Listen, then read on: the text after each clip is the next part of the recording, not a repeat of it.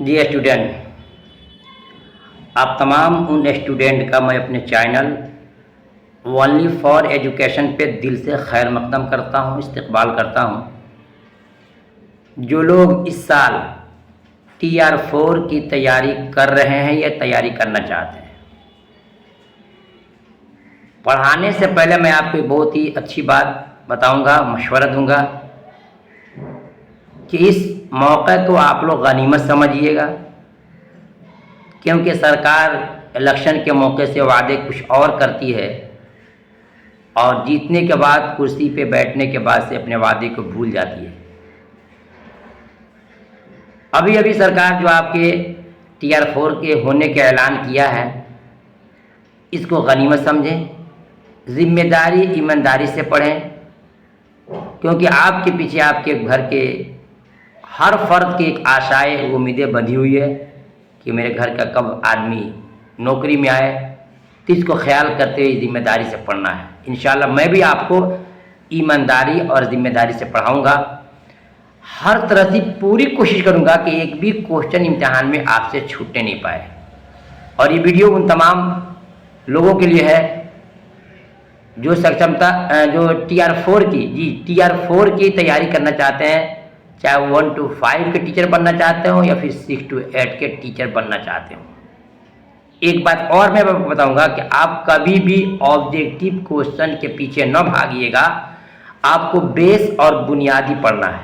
اگر آپ نے بیس مضبوط کر لیا تو ایک نہیں ہزاروں کوشچن کے جواب بالکل آسانی سے اور چٹکی بجا کر حل کر سکتے ہیں آپ۔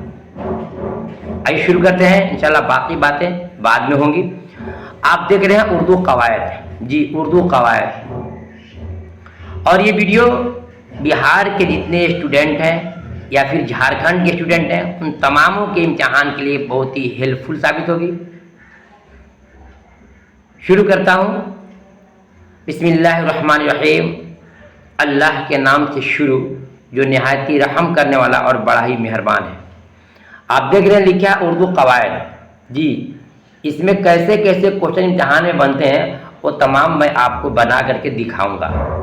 لکھا اردو قواعد، قواعد کسے کہتے ہیں؟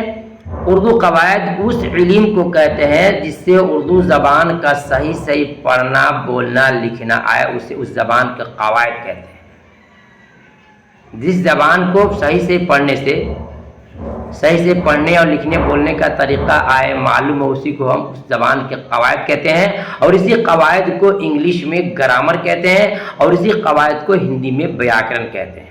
بیاکرن، گرامر اور قواعد گرچہ الگ الگ زبانیں بھاشائیں ہیں، لیکن سیم ٹو سیم معنی ایک ہوگا کہ جس علم سے اس زبان کا لکھنا پڑھنا بولنا صحیح آ جائے اس کو ہم اردو قواعد کہتے ہیں۔ ایک چیز میں آپ سے بتا دوں، میرا گھر جو ہے روڈ کے بغل میں ہے، کبھی بکری کی آواز آئے گی، کبھی کتے کی آواز آئے گی، کبھی گاڑی کی آواز آئے گی، اس سے آپ نہیں مانیے گا، مجبوری ہے، بہر کیا۔ تو معلوم ہوگا کہ جس زبان کے بارے میں صحیح لکھنا پڑھنا جس علم سے آئے، اسی علم کو ہم اس کا قواعد کہتے ہیں۔ اب ایک اور سوال ہے جو بالکل امپورٹنٹ ہے، آپ کو ہو سکتا ہے کوشچن نمبر 3 4 5 میں مل جائے، دیکھنے کو امپورٹنٹ ہے کہ اردو قواعد کو کتنے حصوں میں بانٹا گیا ہے۔ جی اردو قواعد کو کتنے حصوں میں بانٹا گیا ہے آپ بتائیں گے۔ اب وکلپ آئے گا 2 3 4 5 6، آپ چنیں گے نہیں، اردو قواعد کو 5 حصوں میں بانٹا گیا ہے۔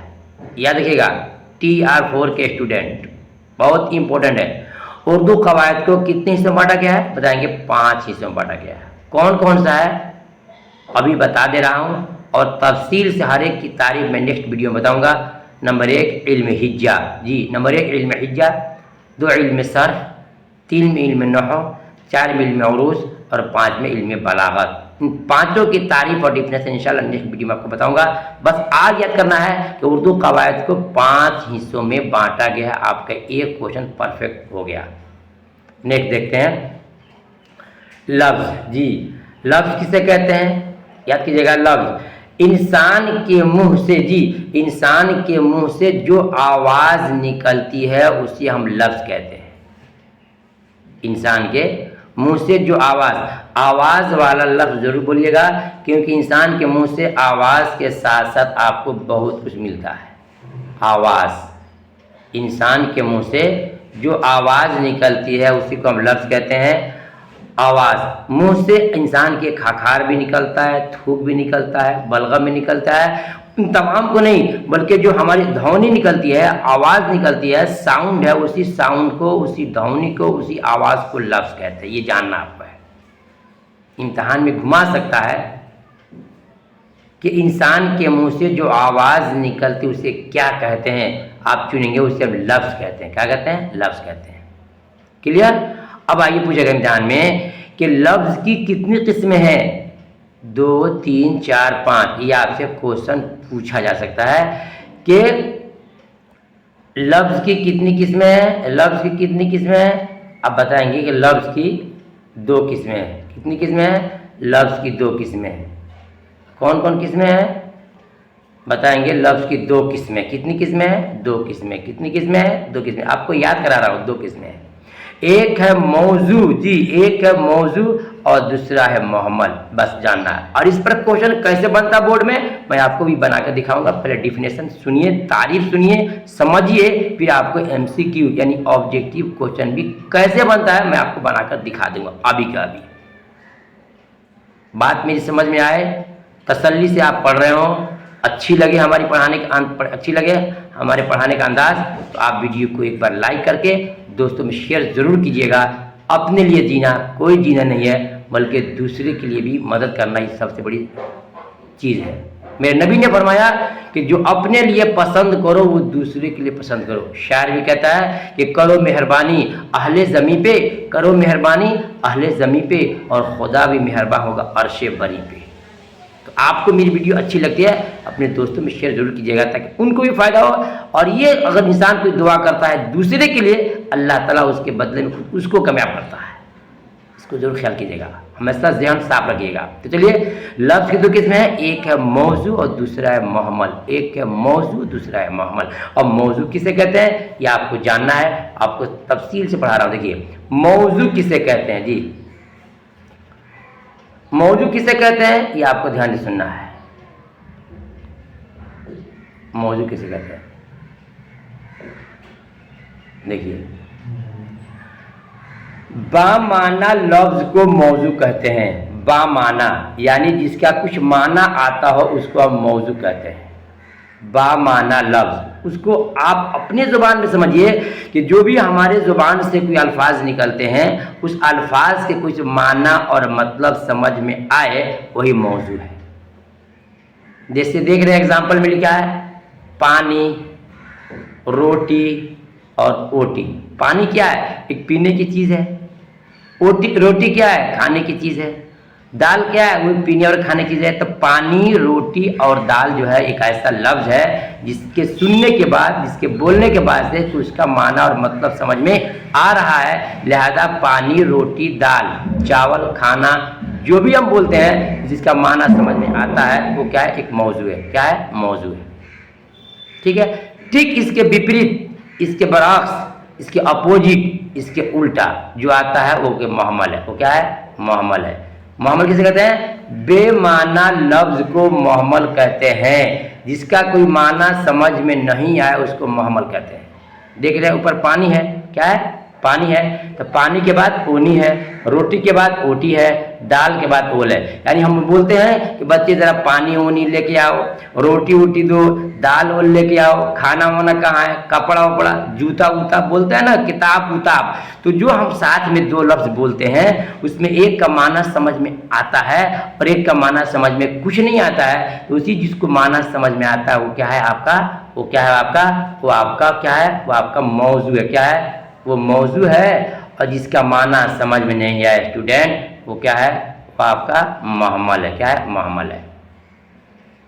پھر سنیں, بامعنی لفظ کو موضوع کہتے ہیں. یعنی جس لفظ کا کوئی معنی سمجھ میں آئے اس کو موضوع کہتے ہیں. جس کا معنی سمجھ میں نہیں آئے اس کو محمل کہتے ہیں. اب اس کا سوال امتحان میں کیسے آئے گا سنیے گا.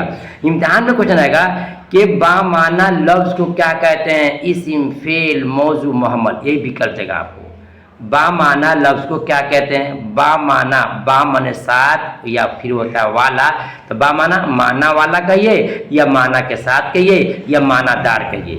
تو با معنی لفظ کو کیا کہتے ہیں؟ موضوع، محمل، فعل، فاعل، کچھ بھی دے سکتا ہے، 4 وکلپ چنیں گے نہیں۔ جس لفظ کا کچھ معنی آتا ہو یعنی معنی دار لفظ کو با معنی لفظ کو ہم موضوع کہتے ہیں، اور جس کا معنی سمجھ میں نہیں آتا ہے، گرچہ وہ بھی زبان سے ہی نکلا ہوا ہے، وہ بھی منہ سے ہی نکلا ہوا ہے، لیکن اس کا معنی سمجھ میں نہیں آتا ہے، وہ ہو جائے گا آپ کا محمل۔ یاد رکھیے گا، موضوع میں پانی، روٹی، دال، چاول، کھانا، کپڑا، کتاب سب آئے گا، اور بے معنی میں محمل میں پانی، اونی، روٹی ووٹی، دال ہول، کتاب اتاب، جوتا ووتا، کپڑا، لڑکا وڑکا، جو بھی بولتے ہیں سب کیا محمل ہے۔ تو جس لفظ کا کوئی معنی سمجھ میں آئے وہ موضوع ہے، اور جس کا معنی سمجھ میں نہیں آئے وہ کیا ہے؟ محمل ہے۔ جی آج آپ کو صرف اتنا ہی دے رہا ہوں اس بات کے لیے کہ اگر ہماری ویڈیو اچھی لگ رہی ہے، پڑھانے کے سمجھانے کا انداز اچھا لگ رہا ہے، تو آپ ویڈیو کو لائک ضرور کیجیے گا اور چند دوستوں میں شیئر کیجیے گا۔ آپ ایک اچھا کمنٹ لکھیے گا تاکہ میرا حوصلہ بڑھے اور میں مزید اس سے اچھے انداز میں ویڈیو میں بنا سکوں۔ بس آج آپ نے پڑھا 4 چیزوں کو۔ نمبر 1 کہ اردو قواعد جو ہے یہ کیا ہے؟ یہ جمع ہے لفظ قاعدہ کا۔